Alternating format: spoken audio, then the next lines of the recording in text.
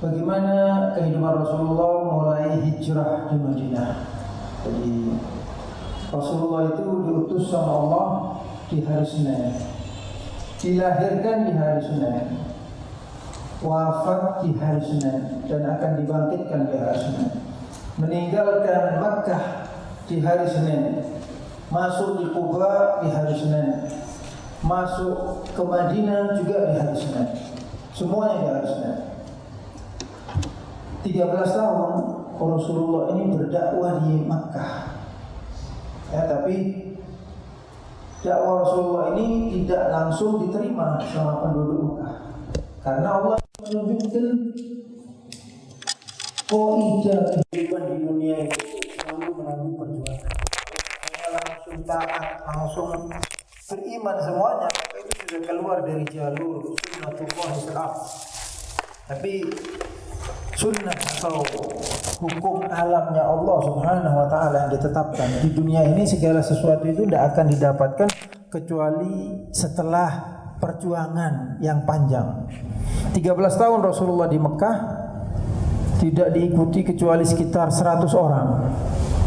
Bahkan disakiti, diganggu, dirampas haknya, diusir Rasulullah sahabat hijrah ke Habasyah. Terakhir setelah pamannya Rasulullah yang paling membela Rasulullah, yang paling disegani, yaitu sesepuh penduduk Mekah, Abu Thalib, meninggal, maka orang Mekah tidak akan segan-segan lagi untuk membunuh Rasulullah. Waktu masih ada Abu Thalib, mereka mengganggu tapi tidak berani membunuh. Maka mereka sepakat ingin membunuh Rasulullah. Rasulullah hijrah ke Taif. Sampai di Taif, bukannya disambut, tapi Rasulullah justru diusir dan dilempari batu. Kembali lagi Rasulullah ke Mekah, dan beberapa hari saja di Mekah Rasulullah bermimpi. Dalam mimpinya itu Rasulullah melihat banyak pohon kurma. Tapi Rasulullah belum tahu lokasi mana yang dilihat dalam mimpinya itu. Rasulullah menganggap waktu itu yang dilihatnya itu adalah Al-Ahsa. Itu satu kota antara sekarang ini antara Saudi Arabia dan Yaman. Banyak pohon kurmanya di sana. Jadi sahabat semuanya tidak ada yang tahu kapan akan hijrah dan akan hijrah kemana, tidak ada yang tahu karena menunggu perintah Allah Subhanahu wa taala. Setelah Rasulullah bermimpi, turun malaikat Jibril alaihi salam mengabari bahwa yang dilihat dalam mimpinya, yang dimaksudkan sama Allah, mimpinya Nabi itu seperti wahyu. Ru'yatul anbiya'i haq.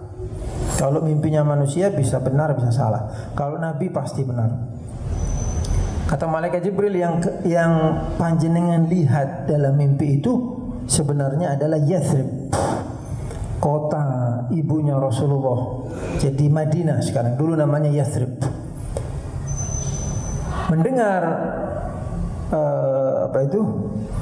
berita dari malaikat Jibril, Rasulullah langsung mengabari semua sahabatnya bahwa Allah telah mengizinkan untuk hijrah ke Yathrib. Maka semuanya disuruh berangkat. Maka semua berangkat. Ada yang berangkat sendiri, ada yang berangkat sama keluarganya sesuai dengan kemampuannya masing-masing. Ada yang berangkat sama istri dan anak-anaknya. Ada yang berangkat hanya sendiri sesuai dengan kemampuannya sendiri-sendiri masing-masing. Kecuali Sayyidina Ali yang tidak berangkat karena sama Rasulullah disuruh tidur di tempat tidurnya untuk mengkelabui orang-orang Makkah yang ingin membunuh Rasulullah. Dan kedua, untuk mengembalikan amanat-amanat yang dititipkan kepada Rasulullah SAW. Di zaman dahulu itu, di zamannya Rasulullah itu, Rasulullah dijuluki Al-Amin, orang yang jujur. Jadi orang yang kaya-kaya itu nitipkan kekayaannya ke rumahnya Rasulullah, emas, perak dan macam-macam. Kata Rasulullah, kembalikan semuanya ini kepada yang berhak. Semua sahabat berangkat kecuali Sayyidina Ali. Sayyidina Abu Bakar minta menemani Rasulullah. As-suhbah ya Rasulullah. Ya Rasulullah, saya mohon menjadi teman panjenengan dalam perjalanan ini, dan diizinkan sama Rasulullah. Kemudian Sayyidina Abu Bakar membeli dua onta untuk perjalanan. Satu ingin dihadiahkan kepada Rasulullah, tapi Rasulullah menolak. Kata Rasulullah, saya tidak mau mengambil ini kecuali dengan harganya. Maka Sayyidina Abu Bakar menerima dan dibeli sama Rasulullah. Tujuannya Rasulullah apa? Supaya pahalanya Rasulullah bertambah banyak. Akhirnya berjalanlah Rasulullah malam Senin, di hari Senin malam tanggal 27 Safar. Jadi 2 minggu sebelum Rabiul Awal, 12 Rabiul Awal. Masuk Madinah tanggal 12 Rabiul Awal, sesuai dengan hari lahirnya dan sesuai dengan hari wafatnya Rasulullah sallallahu alaihi wasallam. Pergi Rasulullah menuju Gua Thur bersama Sayyidina Abu Bakar dan dipandu oleh seorang badui yang ahli perjalanan, namanya Abdullah ibnu Uraiqit. Pergi, Rasulullah berhenti 3 hari di Gua Thur untuk mengkelabui orang Mekah sehingga mereka tidak tahu, tapi mereka sudah sampai di Gua Thur tapi tidak masuk ke dalam karena di situ ada sarangnya laba-laba, ada macam-macam tanda-tanda yang Allah membuat supaya mereka tidak jadi masuk. Jadi Allah membantu, Allah itu menolong hambanya, tapi bukan berarti pertolongan itu terus membubarkan prinsip-prinsip kehidupan atau sunnatul hayat. Tetap berjalan, tapi Allah menolongnya dengan caranya Allah yang tidak diketahui oleh orang banyak. Maka dari itu salah satu namanya Allah itu apa? Al-Latif, yang maha lembut. Jadi orang yang beriman tahu kalau ini pertolongan Allah. Kalau orang yang tidak beriman, pertolongan Allah itu tidak dilihatnya, maka dia menisbahkan semua kesuksesan itu kepada dirinya. Karena tidak ada iman sama Allah, tidak bisa melihat sesuatu yang lembut tadi. 3 hari di situ orang Quraisy mencari Rasulullah, tidak menemukan, sampai di Gua Thur kembali lagi. Akhirnya ada namanya Suraqah. Suraqah satu-satunya orang yang melihat Rasulullah jalan di malam hari dengan Sayyidina Abu Bakar dan Abdullah ibn Uraiqit. Tapi Suraqah merahasiakan ini karena ada sayembara yang mendapatkan Rasulullah, hidup atau mati akan diberi hadiah 100 onta. 100 onta itu kekayaan yang sangat besar. Onta itu, kalau 100 onta itu bisa 10 miliar kalau sekarang. Ya. Barang siapa yang mendapatkan Rasulullah, akhirnya Suraqah ibn Malik melihat Rasulullah, diam dia, pura-pura masuk ke rumahnya, tapi keluar dari jalan belakang mengejar Rasulullah.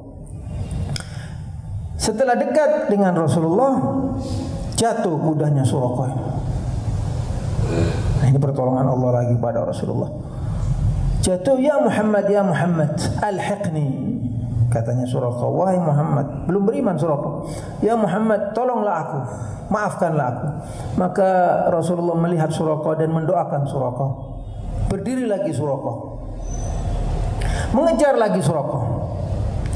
Sudah dekat sama Rasulullah, jatuh lagi kudanya. Rasulullah naik onta, ontanya Rasulullah juga cepat. Jatuh lagi, terprosok lagi kudanya Suraqah.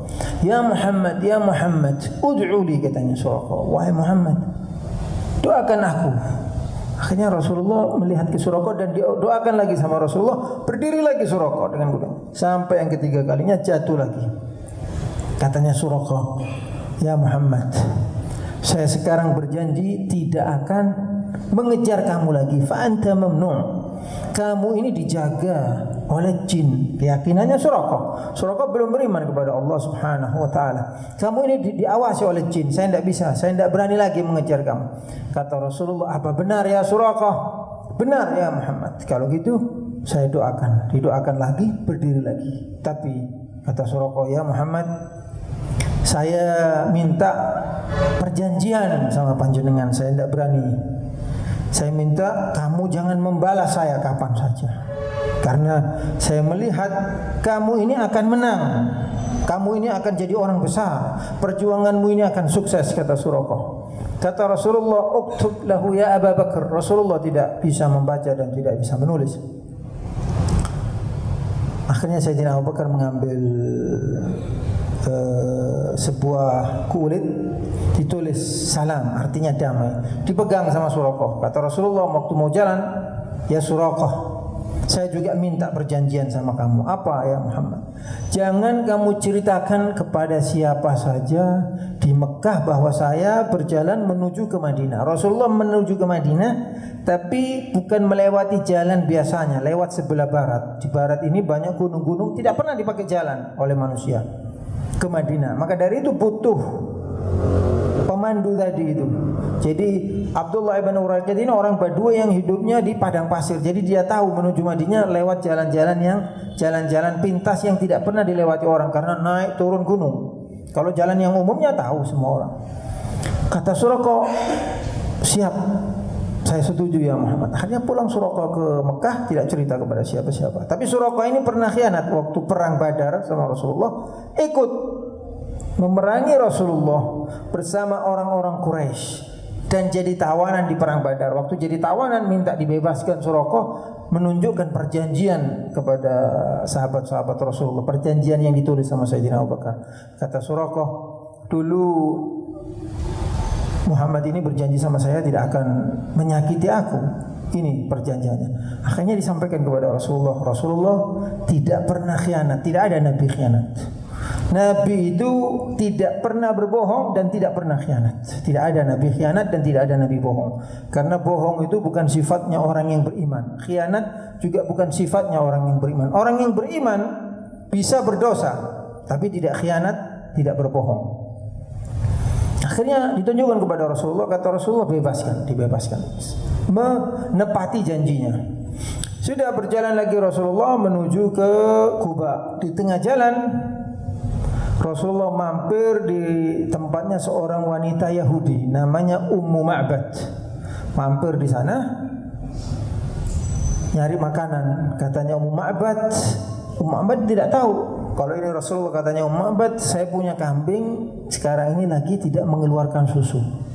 Maka kata Rasulullah, mana kambingnya? Dipegang sama Rasulullah, langsung mengeluarkan susu. Itu juga mukjizatnya Rasulullah yang disaksikan oleh Ummu Ma'bad.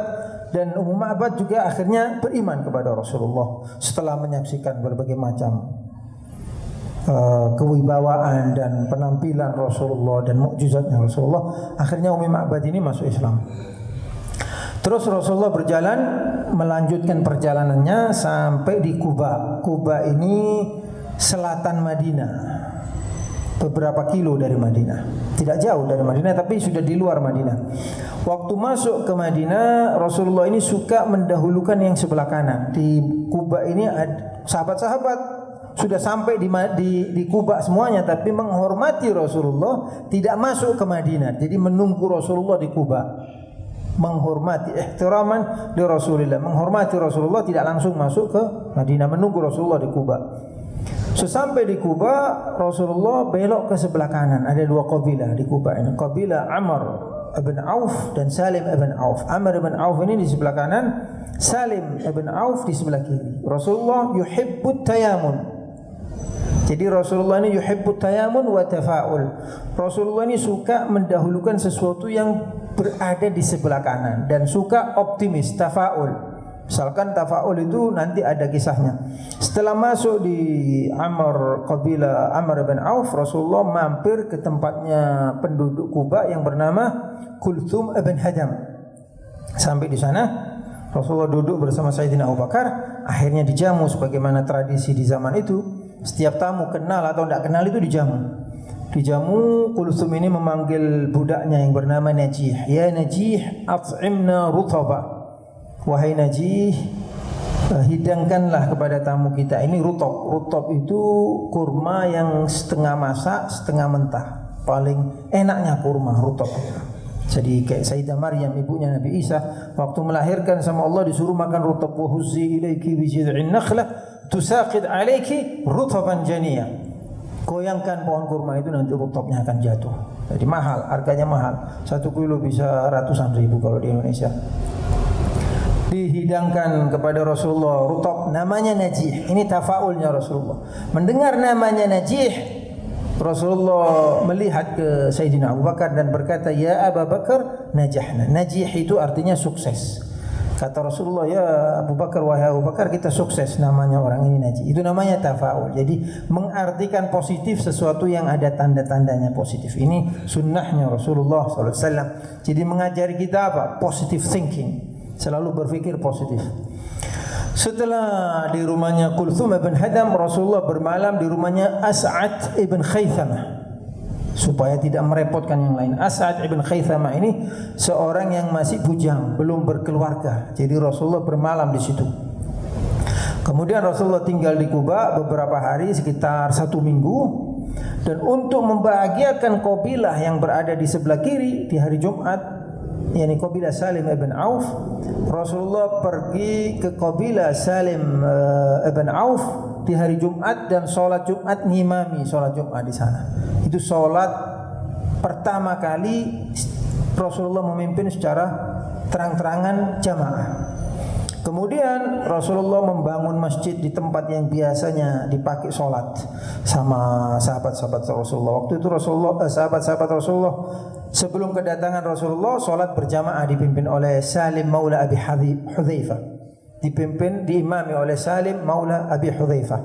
Akhirnya ada tempat yang selalu dipakai sholat itu sama Rasulullah, ditaruh sebuah bata sebagai pondasi pertama, maka terbangunlah Masjid Quba. Waktu itu kiblatnya masih belum ke Masjidil Haram. Kiblatnya ke mana? Ke Baitul Maqdis. Seperti kiblatnya Nabi Ibrahim, Nabi Ismail, Nabi Isa, Nabi Musa. Fawallu wajhaka syatral Masjidil Haram wa haitsu ma kuntum fawallu wujuhakum syatrah. Sebelum diperintahkan sama Allah untuk merubah kiblat. Jadi dulu masih mengikuti jejaknya Nabi Ibrahim. Kiblatnya kemana? Ke Baitul Maqdis, ke Palestina. Jadi Masjid Quba itu menghadap ke Palestina. Salat masih menghadap ke Palestina. Setelah terbangun masjid itu selesai semuanya, Rasulullah menuju ke mana? Menuju ke Madinah Al-Munawwarah. Orang-orang penduduk di Madinah Al-Ansar sudah siap menunggu kedatangannya Rasulullah, tapi tidak ada yang tahu yang mana Rasulullah. Karena Rasulullah tidak memberitahu sama sahabatnya kapan pergi, kemana pergi. Semuanya ini dirahasiakan sama Rasulullah. Orang-orang Madinah menunggu, setiap hari menunggu kapan datang Rasulullah ini dan yang mana Rasulullah. Di hari Senin, tepatnya tanggal 12 Rabiul Awal, waktu duha, berangkat Rasulullah menuju ke Madinah bersama Sayyidina Abu Bakar dan semua sahabatnya yang sudah menunggu Rasulullah di Quba. Berangkat sampai di Madinah, orang-orang Madinah tahu kedatangan, tapi masih belum tahu yang mana Rasulullah karena Rasulullah menutup wajahnya, kelihatan hanya matanya. Jadi karena panas, akhirnya semakin panas, Sayyidina Abu Bakar melepas surbannya untuk melindungi Rasulullah, untuk memayungi Rasulullah dari panasnya matahari. Di saat Sayyidina Abu Bakar melindungi Rasulullah dari panas matahari, mulai itulah penduduk Madinah mengetahui inilah yang namanya Rasulullah. Maka semuanya menyambut Rasulullah. Ja'a Rasulullah, ja'a Rasulullah. Semuanya berteriak kedatangan Rasulullah. Ada yang mengucapkan takbir, ada yang mengucapkan tahlil, ada yang membaca qasidah, macam-macam. Seperti yang dibaca, Tala'al badru alaina min thaniyatil wada' wajaba syukru alaina ma da'a lillahi da' ayyuhal mab'utsu fina ji'ta bil amril muta' ji'ta syarrafta al madinah marhaban ya khaira da'. Maksudnya apa? Tala'al badru alaina, telah datang seorang pemimpin seperti bulan purnama, maksudnya pemimpin yang agung kepada kita. Tala'al badru alaina min thaniyatil wada'. Dari mana? Thaniyah itu gunung. Di Madinah itu ada 2 gunung. Jadi datang dari sela-sela 2 gunung ini. Min thaniyatil wada' wajaba syukru alaina. Wajib buat kami untuk bersyukur. Jadi orang Madinah itu tidak kerepotan kedatangannya Rasulullah. Min thaniyatil wada', dari 2 gunung tempat perpisahan. Di Madinah itu ada 2 tempat perpisahan, sebelah selatan dan sebelah utara. Sebelah selatan ini tempat mereka berpisah atau menyambut tamu yang datang atau pergi ke Mekah. Yang sebelah utara pergi ke Syam. Seperti di Banyuwangi ini ya. Kalau kita sudah keluar dari Ketapang, wah berarti ini sudah tujuannya keluar kota. Atau kalau yang arah ke Jember sudah pakai sana berarti ke Jember. Ini tempat pintu perpisahan, pintu masuk dan pintu keluar. Di Madinah itu ada 2 thaniyah. Jadi min thaniyatil wada' ayyuhal mab'utsu fina, wahai yang diutus kepada kami, ji'ta bil amril muta', kamu telah datang dengan perintah yang pasti akan ditaati. Ji'ta syarraftal Madinah, kedatanganmu ini bukan membebani kami, tapi justru memuliakan kami, bahkan memuliakan Madinah.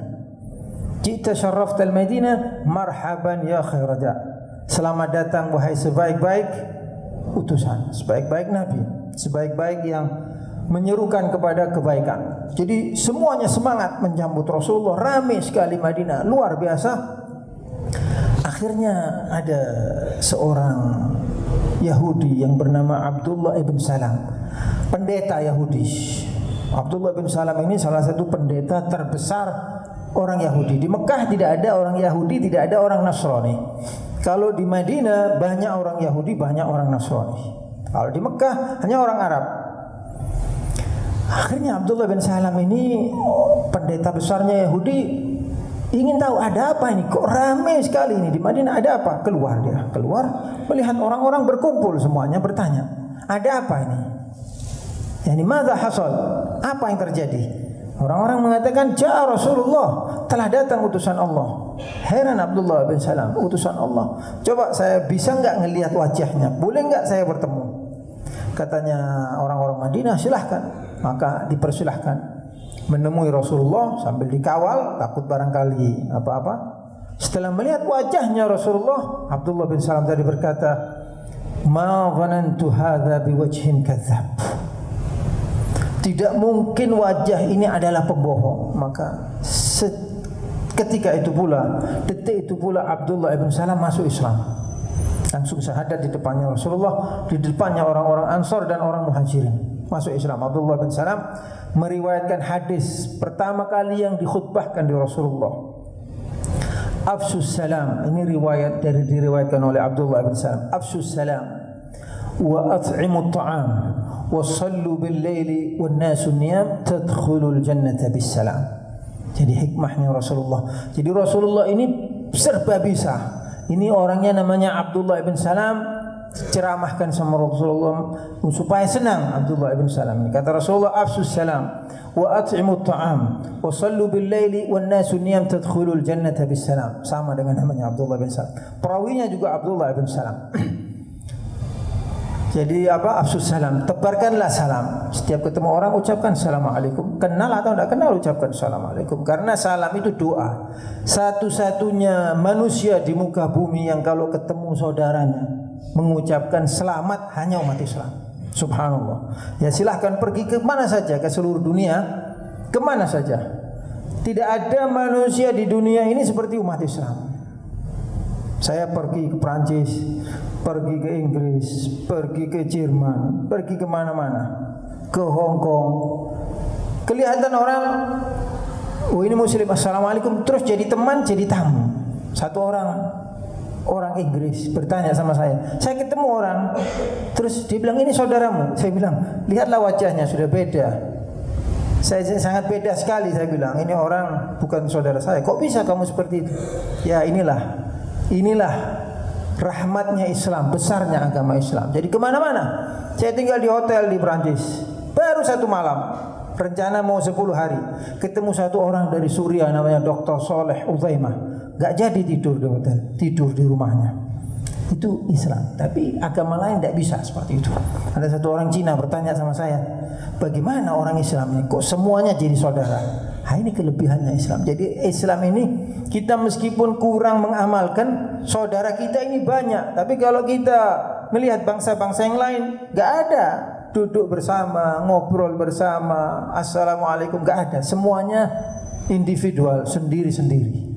Gak ada, gak kenal. Satu sama lain gak ada yang percaya, satu sama lain gak ada yang kenal. Hanya mengucapkan hello saja. Tapi kalau umat Islam, subhanallah, bisa jadi teman.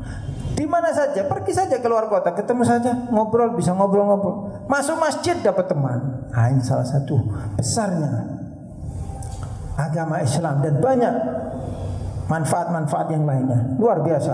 Kemana saja silahkan dicoba nanti, pergi kemana saja. Pasti akan mendapatkan teman dengan mudah kalau kita ini muslim. Kalau selain Islam gak ada teman. Tapi kalau Islam, masuk masjid dapat teman, ketemu di jalan dapat teman. Subhanallah, hikmahnya Islam.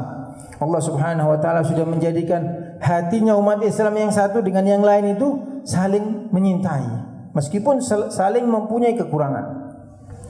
Setelah itu Rasulullah dikawal dengan semua penduduk Madinah. Pembesar-pembesar Madinah, orang-orang kaya di Madinah, semuanya saling berebut. kepingin Rasulullah ini jadi tamunya. Halumma ilal adadi wal uddah, halumma ilal izzi wal mana'ah, kata mereka. Ayo monggo ke rumah saya besar, saya punya ini, saya punya ini. Tapi semuanya ditolak sama Rasulullah karena Rasulullah ingin berbuat adil, tidak pilih-pilih. Kata Rasulullah, da'uha fa innaha ma'murah. Biarkan onta saya ini dipandu sama Allah. Ini ontanya Rasulullah dipandu. Bagaimana dengan nabinya? Wa ma yantiqu 'anil hawa in huwa illa wahyun yuha. Kata Allah, Rasulullah ini tidak pernah keluar dari lisannya dari hawa nafsu, semuanya itu wahyu. Wa ma yantiqu 'anil hawa in huwa illa wahyun yuha 'allamahu syadidul quwa. Diajari langsung sama malaikat Jibril. Akhirnya jalan unta tadi, jalan, semuanya kepingin yang mampu-mampu. Adapun wanita-wanita, anak-anak dan pembantu-pembantu, budak-budak mereka yang lemah, orang-orang lemah, yang tua-tua, menyaksikan Rasulullah dari atas atap rumah mereka. Semuanya berdiri di atap rumah mereka yang terbuat dari pohon kurma. Mereka berdiri dari atas melihat. Semangat semuanya di tengah panasnya matahari. Di saat Rasulullah melihat wanita-wanita tadi sangat menyintai Rasulullah, Rasulullah melihat kepada mereka dan berkata, "Atuhibbunani? Apakah kalian wahai ibu-ibu menyintai aku?" kata Rasulullah. Qulna na'am ya Rasulullah. Mereka semua menjawab, "Benar ya Rasulullah, kami menyintaimu." Dan Rasulullah menjawab, "Wa ana wallahi uhibbukum." Dan saya demi Allah juga menyintai kalian.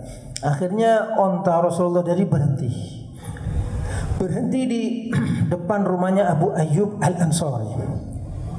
Berhenti, mulai hatinya sahabat-sahabat yang lain ini, ya Allah, kok enggak ke rumah saya? Sudah, pikirannya mereka ini ke rumahnya Abu Ayyub. Berhenti, tapi hanya sebentar berhenti. Setelah berhenti, berdiri lagi, onta ini jalan lagi. Senang kembali sahabat-sahabat yang lain. Wah, masih ada kesempatan ini ke rumah saya. Masih ada kesempatan ontanya nanti berhenti di tempat saya. Terus digiring. Onta itu jalan. Kata Rasulullah, jangan diganggu onta ini. Biarkan jalan. Jalan ke depan, muter-muter. Gak tahunya kembali lagi ke tempat tadi. Persis tempat yang diduduki pertama tadi. Akhirnya tempat itu dibeli sama Rasulullah, sama Abu Ayyub Al-Ansari, dihadiahkan. Tapi Rasulullah menolak. Kata Rasulullah, ini akan saya bangun masjid, pahalanya sampai hari kiamat Rasulullah mendapatkan pahala. Masjid Al-Madinah dibeli sama Rasulullah. Tanahnya Abu Ayyub Al-Ansari tadi pas persis di tempat berhentinya onta itu dijadikan apa sama Rasulullah? Dijadikan mimbar. Mimbarnya Rasulullah itu di situ. Setelah dibangun mimbar, kelilingnya dibangun masjid, sebelah kirinya dibangun kamar-kamar untuk keluarganya Rasulullah. Di depannya Rasulullah minta sahabat-sahabat untuk mencongkel pohon-pohon kurma itu, untuk memindahkan pohon kurma, dan dibuat apa sama Rasulullah? Dijadikan itu tempat kuburan, Al-Baqi sampai sekarang, kuburannya para sahabat. Dan di sebelah baratnya Rasulullah membangun apa? Membangun pasar. Jadi Rasulullah ini juga pemimpin ekonomi yang besar. Jadi Rasulullah membangun pasar. Bagaimana sahabat-sahabatnya yang akan transaksi jual beli segalanya disiapkan sama Rasulullah. Pasar, masjid, rumah-rumah dan kuburan semua disiapkan. Begitulah pertama Rasulullah datang ke Madinah. Bagaimana situasi Madinah dan bagaimana Rasulullah membina dan membimbing penduduk Madinah. Madinah ini jadi suci gara-gara Rasulullah. Jadi haram. Apa artinya al-haram? Al-haram itu tanah yang suci. Kan Masjidil Haram, masjid di tempat tanah yang suci. Jadi kita pergi ke tanah haram. Kadang-kadang orang tanah haram maksudnya haram untuk berbuat banyak hal karena ini tempat suci. Kalau Makkah disucikan oleh Nabi Ibrahim alaihissalam. Tapi Madinah disucikan oleh Rasulullah SAW, diharamkan oleh Rasulullah. Dan Madinah lebih suci daripada Makkah, menjadi tempat yang termulia di seluruh dunia. Kalau solat paling banyak pahalanya di Masjidil Haram. Tapi kota yang termulia di seluruh dunia adalah Al-Madinah Al-Munawwarah, karena Rasulullah yang mensucikan. Dan di Madinah itu berjalan para malaikat, Jibril, Mikail. Ribuan malaikat turun waktu perang Badar. Ittastaghithuna rabbakum fastajaba lakum anni mumiddukum bi alfin minal malaikati murdifin. Di saat kalian berdoa karena peperangan tidak seimbang, Rasulullah dan sahabatnya berdoa untuk turunkan bantuan sama Allah, maka diturunkanlah 1000 malaikat yang menampakkan diri seperti manusia berjalan di Madinah. Jadi kota Madinah ini suci. Jadi kalau ada orang yang sakit, Rasulullah mengambil tanahnya, biturabi ardhina wa riqi ba'dina yushfa mariduna. Diambil tanahnya, terus dikasih ludahnya Rasulullah, ditaruh ke orang itu, disentuhkan ke orang tadi, sembuh. Kata Rasulullah, biturabi ardhina, dengan debu tanah kita, wa riqi ba'dina, dan ludah golongan kita, orang-orang yang beriman, yang suka berzikir kepada Allah Subhanahu wa taala, yushfa mariduna, sembuh orang yang sakit di antara kita. Tapi bukan berarti kita tidak meninggalkan dokter, tapi ini adalah salah satu madad dari Allah Subhanahu wa taala. Allah memberi pertolongan, tapi hukum-hukum alam tidak boleh diabaikan. Nanti ada penjelasannya dan ada bukti-bukti dari sikap Rasulullah itu sendiri yang menjelaskan seperti itu. Itulah Madinah. Dan Madinah itu kata Rasulullah, wal Madinatu khairun lahum law kanu ya'lamun. Madinah ini lebih baik buat kalian semuanya, buat mereka kalau mereka mengetahui. Faman syaa'a an yamuta fil madinati falyaf'al fa inni ashhad atau ashfa' liman mata fiha, kata Rasulullah. Barang siapa yang bisa mati atau wafat di Madinah, hendaknya dia mengerjakannya. Kenapa? Karena yang akan menjadi saksi di depan Allah Subhanahu wa taala itu Rasulullah sendiri. Nanti saya, kata Rasulullah, fa inni ashfa' au ashhad lahu au ashhad liman mata fiha. Jadi saya akan memberi syafaat kalau amalannya kurang. Kalau orang ini kurang soleh, meninggal di Madinah, Rasulullah yang akan mengangkat derajatnya, memberi syafaat, dikatrol sama Rasulullah. Tapi kalau orang ini sudah soleh, dia menghadap Allah, menjadi saksi kepada Allah atas amalan-amalan tadi dan perbuatannya tadi. Itu Madinah, kemuliaan-kemuliaan Madinah. Juga kemuliaan Madinah ada qit'ah minal jannah, ada raudhah. Raudhah ini gumpalan tanah surga. Ini semuanya ini kiasan, ya, tapi mempunyai arti seperti itu. Kata Rasulullah, ma baina qabri wa minbari raudhatun min riyadil jannah. Ma baina baiti wa minbari raudhatun min riyadil jannah. Antara rumahku dan kuburannya Rasulullah itu ya rumahnya Rasulullah. Antara rumahku dan mimbarku raudhatun min riyadil jannah.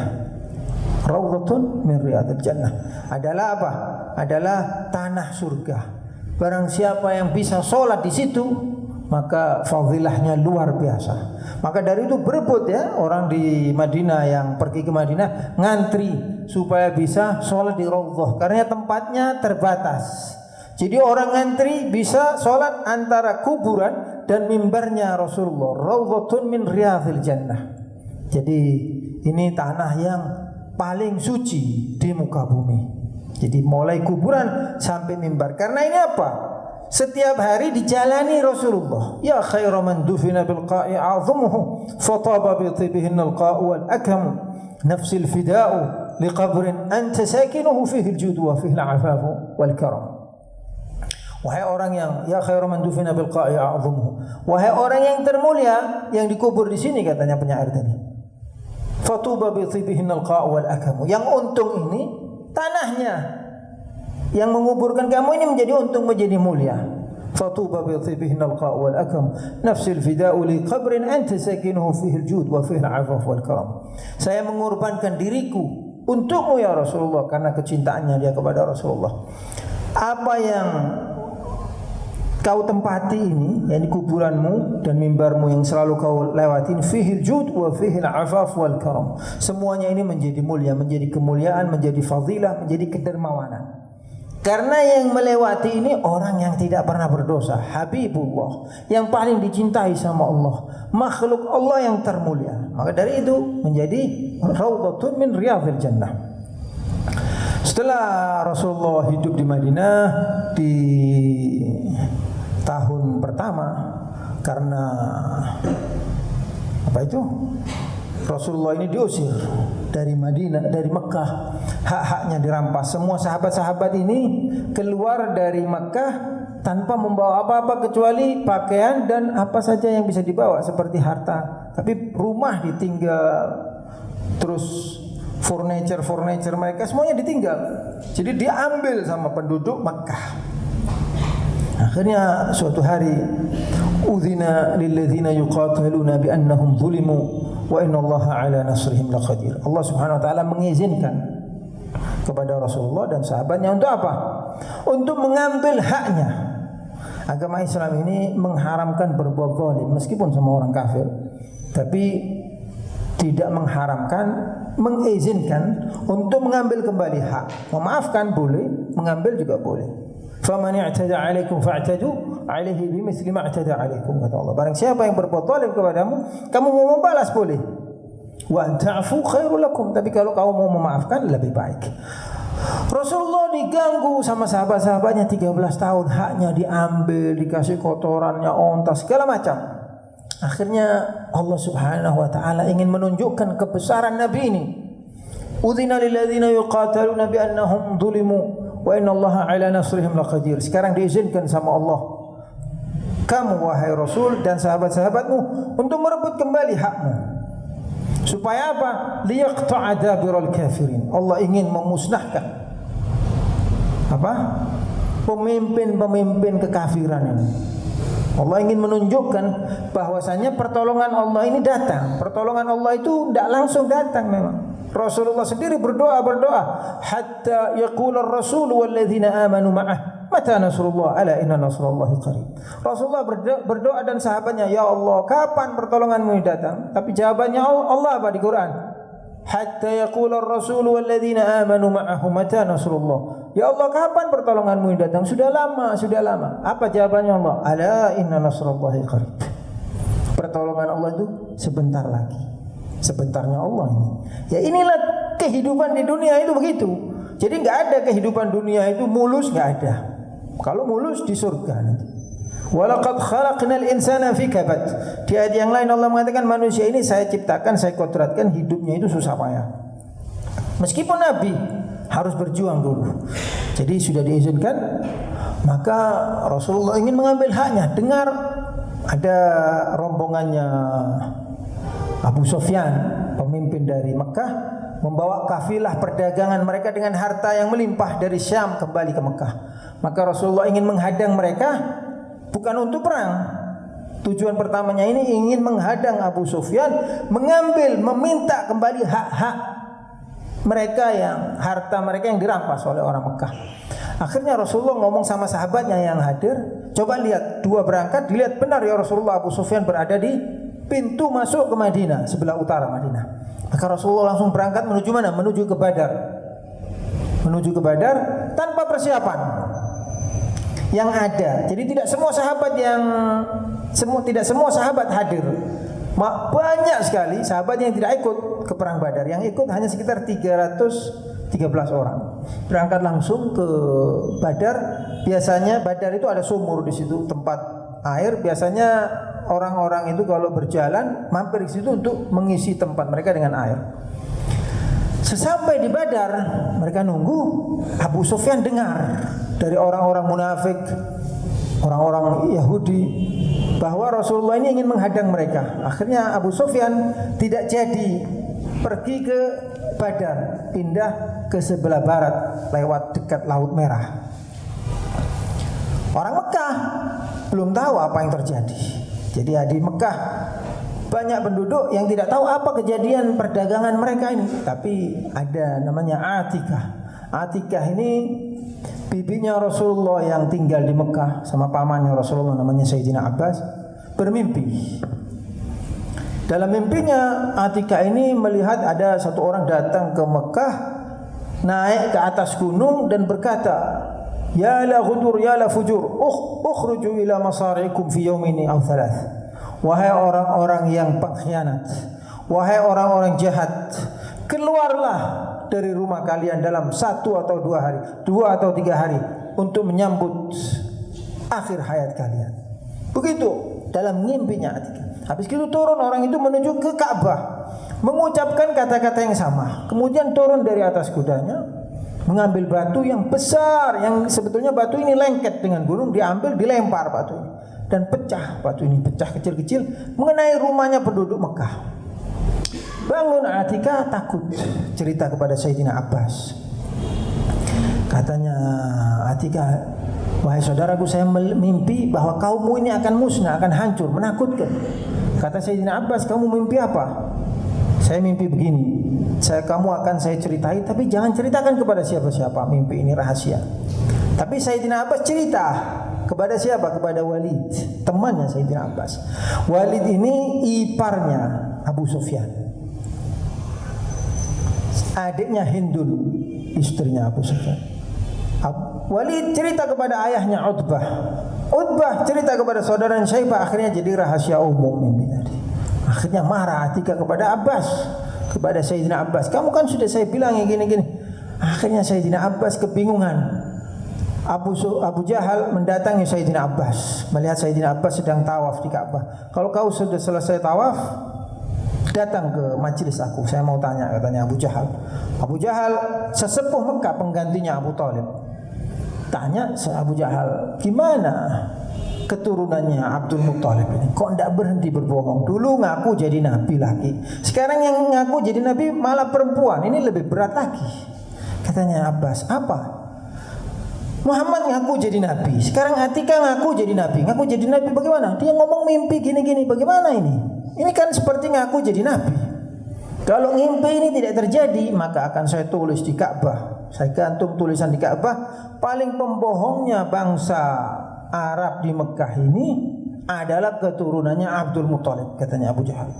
Kebingungan Sayyidina Abbas, ditunggu sehari, 2 hari, 3 hari, tidak ada apa-apa. Keempat harinya datang utusannya Abu Sufyan. Abu Sufyan ngirim utusan namanya Dhamdham, mengabari bahwa kafilahnya akan direbut oleh orang-orang muslim di Madinah. Maka kirimlah bala tentara menuju ke Madinah. Waktu datang itu baru Atikah mengatakan, ternyata alam takunir ru'ya bihaqqin wa ya'tikum bita'wiliha fallun minal qaumi haribu. Faqultum wa lan akdzib kadzabti walakin yukadzibuni bisidqi man huwa kadzibu, katanya Atikah. Bukankah mimpi yang saya ceritakan itu terbukti, dan sebagai bukti takwilannya adalah semua kalian ini keluar berangkat menuju Madinah. Tapi kalian mengatakan saya bohong, maksudnya Abu Jahal dan yang lain-lainnya. Dan saya tidak akan pernah berbohong. Tapi yang mengatakan saya berbohong itu pada dasarnya dia memang pembohong. Akhirnya ada satu orang di Mekah namanya Al-Akhnas Ibn Suraik mengatakan, jangan pergi. Kalau kalian menang, kalian akan membunuh keluarga kalian sendiri yang masuk Islam. Tapi kalau kalian kalah, maka ini adalah satu pukulan yang memalukan terhadap bangsa Mekah, terhadap bangsa Quraisy di Mekah. Tapi Abu Jahal maksa minta keluar. Memang ini sudah kehendak Allah. Kata Allah, liyahlika man halaka an bayyinatin wa yahya man hayya an bayyinah liyaqdi Allahu amran kana maf'ula. Memang ini sudah rencananya Allah untuk ditemukan perang antara umat Islam dan orang kafir. Rasulullah dan sahabatnya tidak mempunyai rencana untuk berperang dan tidak ingin berperang. Bahkan sahabat-sahabat ketakutan waktu itu. Banyak sahabat yang ketakutan karena mereka merasa tidak siap. Berangkat, semuanya berangkat dari Mekah menuju Madinah. Katanya Abu Jahal, kita harus selesaikan Muhammad ini sekarang, kita bunuh dia dan sahabat-sahabat terdekatnya sehingga kita menjadi bangsa yang disegani selama-lamanya. Semua berangkat kecuali Abu Lahab yang tidak berangkat. Dia menyuruh satu orang yang punya hutang sama dia untuk menggantikan dirinya. Semua berangkat, tinggal Abu Lahab saja di rumah. Berangkat menuju ke Badar. Rasulullah dan sahabat-sahabatnya tidak mengharapkan bertemu dengan golongannya Abu Jahal dan rombongannya. Tapi yang diharapkan sama orang-orang muslim waktu itu bertemu dengan rombongannya Abu Sufyan, karena untuk hanya mengambil hak, merampas haknya mereka kembali. Tapi Allah Subhanahu wa taala, apa kata Allah? Liyaqdiyallahu amran kana maf'ulah. Ini sudah diputuskan sama Allah di Lauhil Mahfuz dan akan terjadi, kata Allah. Kalian wahai orang-orang yang beriman, kata Allah, mengharapkan wa tawadduna anna ghaira dhati syaukati takunu lakum. Kalian mengharapkan tidak jadi perang, Ini di Quran disebutkan surat Al-Anfal. Tapi yang kalian harapkan hanya ngambil barang dagangannya Abu Sufyan yang mana penuh dengan kismis, penuh dengan buah-buahan dari Syam, kain dan tepung dan macam-macam.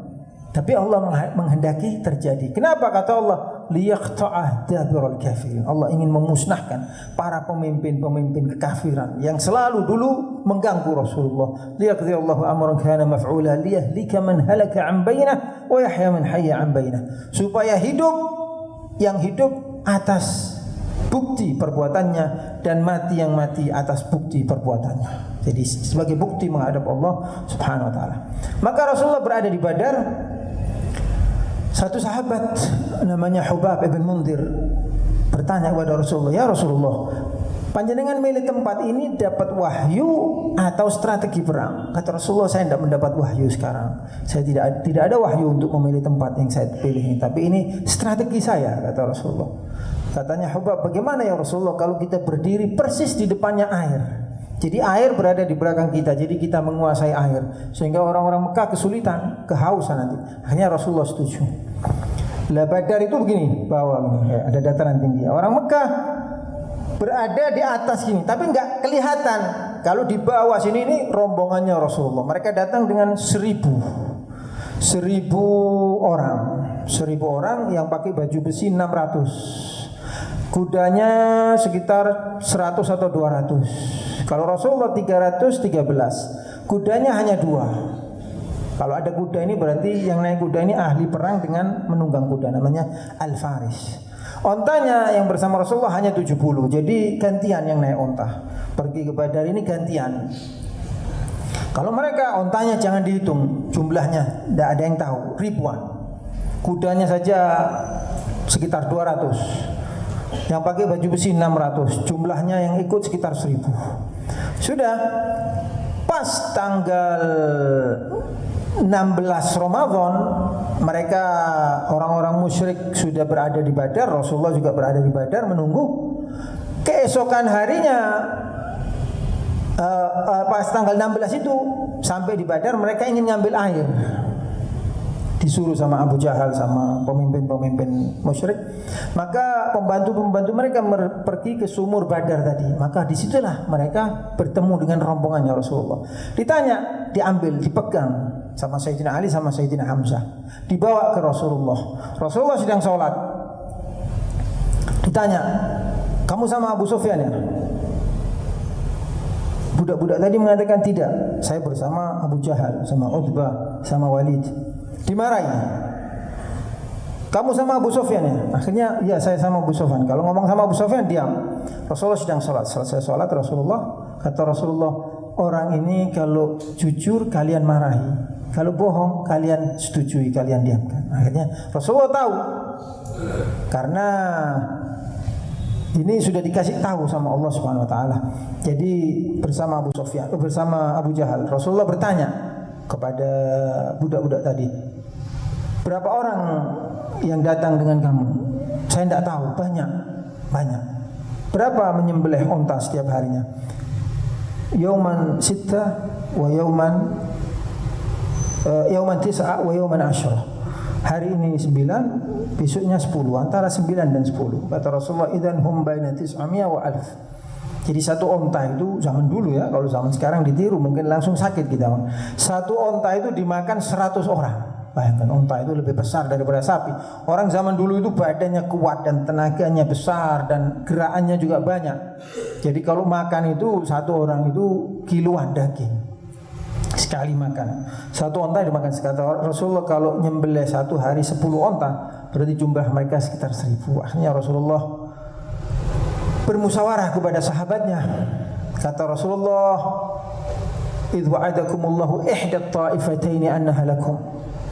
Kata Rasulullah, "Saya telah didatangi sama Jibril bahwasanya Allah memberi 2 pilihan. Bertemu dengan Abu Sufyan atau bertemu dengan Abu Jahal. Baik bertemu dengan Abu Sufyan atau bertemu dengan Abu Jahal, dua-duanya kita pasti menang." Rasulullah ingin tahu kesiapan sahabatnya, karena orang-orang Madinah Al-Ansar tidak punya kewajiban membela Rasulullah di luar Madinah. Waktu mereka bai'atul Aqabah, perjanjian mereka dengan Rasulullah, mereka mengatakan, "Ya Rasulullah, kami akan membelamu seperti keluarga kami sendiri selama kamu berada di dalam Madinah. Tapi kalau kamu sudah di luar Madinah, kita tidak punya tanggung jawab." Maka Rasulullah bertanya, Mikdad mengatakan, "Ya Rasulullah, kami tidak akan meninggalkan kamu seperti Bani Israel." Terus Sayyidina Umar berkata, Sayyidina Abu Bakar berkata, tapi tidak didengarkan sama Rasulullah. Semuanya tidak didengarkan. Akhirnya Sa'ad bin Mu'adz, pemimpin Ansar, merasa yang dimaksud sama Rasulullah ini adalah orang Ansar. Katanya Sa'ad, "Ya Rasulullah, ka'annaka turiduna." Mungkin yang panjenengan maksud itu kami. Kata Rasulullah, "Na'am. Saya kepingin tahu pendapatnya orang Ansar, siap tidak jihad?" Karena Allah mengatakan dua-duanya kamu menang. Ini tapi tidak sebanding, sangat tidak sebanding. Katanya Mu'adz, "Ya Rasulullah, salim man syi'at wa harib man syi'at wa khudh minna ma syi'at wa a'ti lana ma syi'at fa innana sabrun 'inda al-liqa' wa sidqun 'ala al-a'da' fa wallahi law dakhalta dakhil al-bahri la khudhna ma'ak." Katanya Mu'adz bin pemimpinnya orang Ansar, "Ya Rasulullah, salim man syi'at, damailah dengan siapa yang kamu ingin damai, peranglah dengan siapa yang kamu ingin perang, ambillah dari kami apa yang kamu ingin ambil, berilah kepada kami apa yang kamu ingin berikan. Seandainya kamu mengambil lebih banyak dari yang kau berikan, kami lebih senang.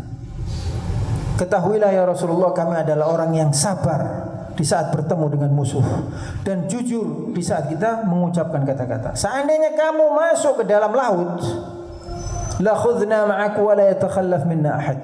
Kami akan masuk ke dalam laut bersamamu dan tidak ada satupun orang Ansar yang akan ketinggalan." Fatahallala wajhu Rasulillah. Di saat Rasulullah mendengarkan itu, maka Rasulullah senang dan mulai Rasulullah mengatur barisan. Dibagi dua sama Rasulullah. Bendera diberikan kepada Sa'ad bin Mu'adz untuk memimpin orang Ansar. Orang Muhajirin, bendera diberikan kepada Sayyidina Ali bin Abi Thalib, menantunya sendiri. Sudah, Mikdad yang bawa kuda ditaruh di sebelah kanan, satunya lagi dari orang Ansar, Zubair bin Al-Awwam juga dari Muhajirin ditaruh sebelah kiri. Penunggang kudanya hanya dua. Sudah, di malam itu, malam 17 Ramadan.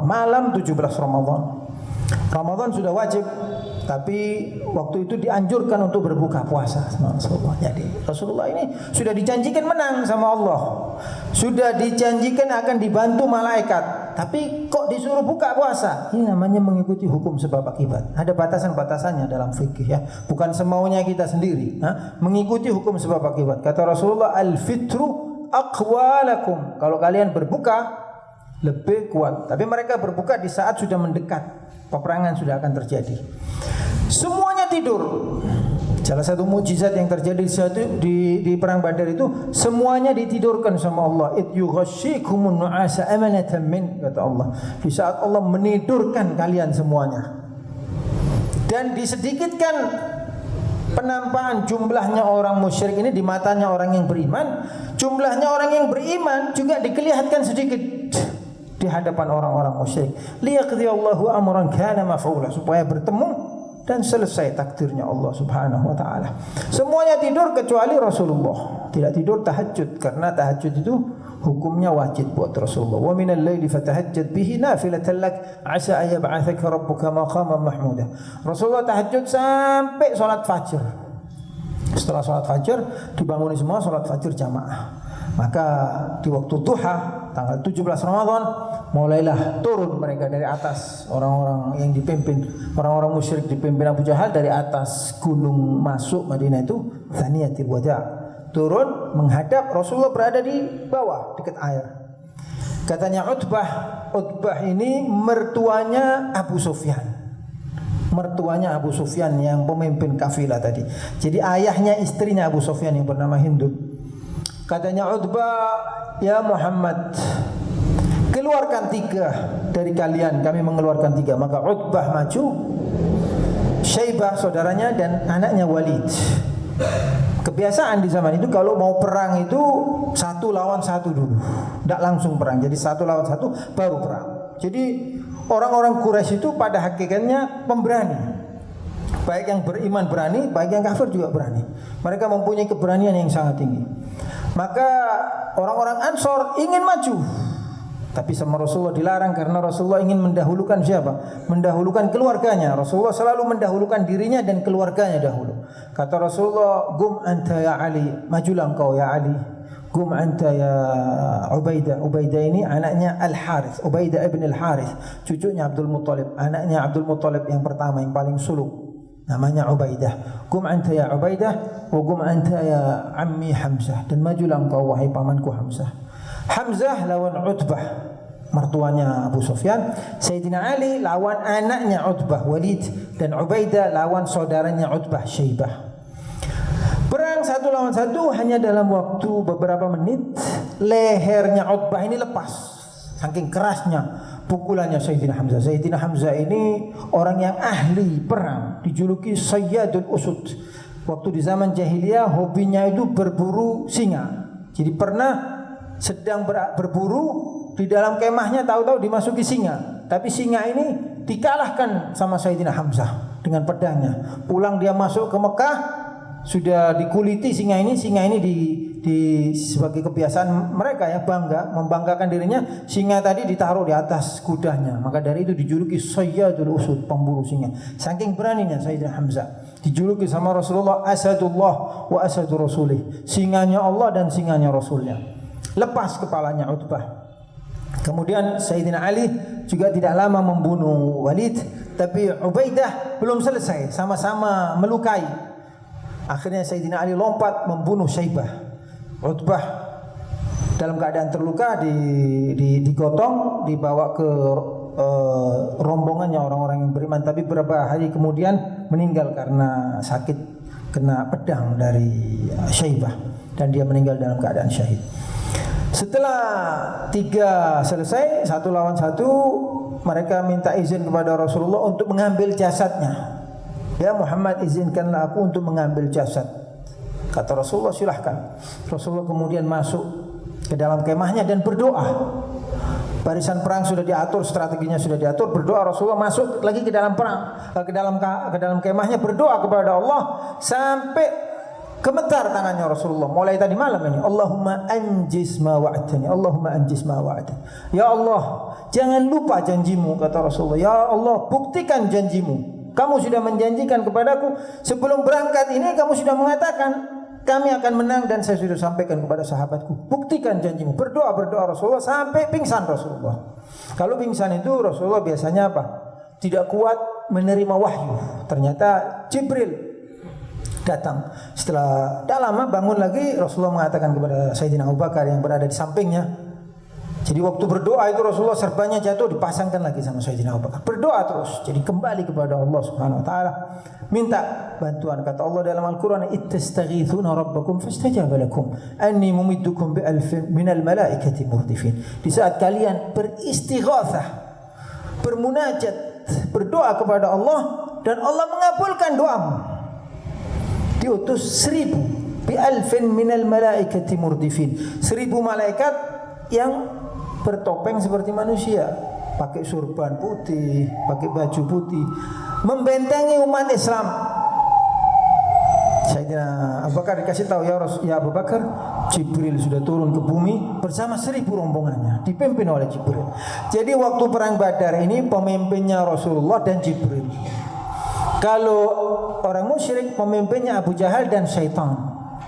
Jadi Syaitan waktu itu menampakkan dirinya berbentuk seperti Suraqah ibn Malik, karena orang Mekah waktu itu ragu mau berangkat karena punya salah dengan kabilahnya Suraqah. Suraqah ini pemimpin. Wah, takut nanti ini membalas waktu dalam keadaan peperangan. Sudah kebiasaan mereka saling membalas.